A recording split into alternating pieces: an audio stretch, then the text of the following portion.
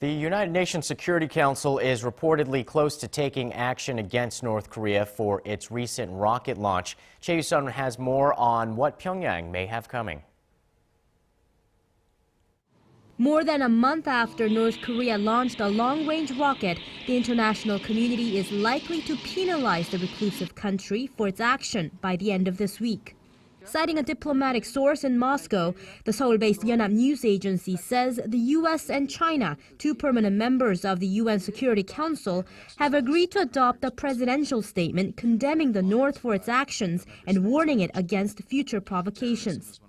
Washington and Beijing have been in a deadlock for the past 2 weeks over the degree of action they should take against Pyongyang for violating UN resolutions that ban the regime from use of any ballistic missile technology.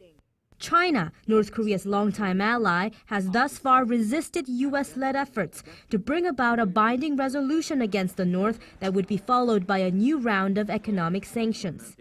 The source said, however, that Russia, another veto-wielding Permanent Security Council member, is likely to endorse any actions taken by the U.S. and China.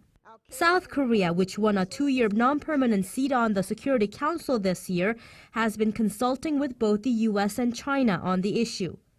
Referring to diplomatic sources in New York, the South Korean media says the U.S. and its allies have become open to re-engaging with North Korea so long as the Kim Jong-un regime demonstrates its changed attitude about giving up its nuclear and missile programs.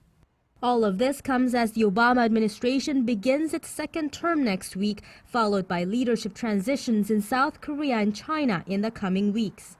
And it's still too early to tell what effect these changes will have on the North Korea situation.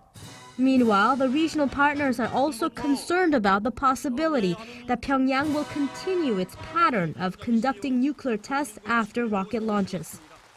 Choi You-sun, Arirang News.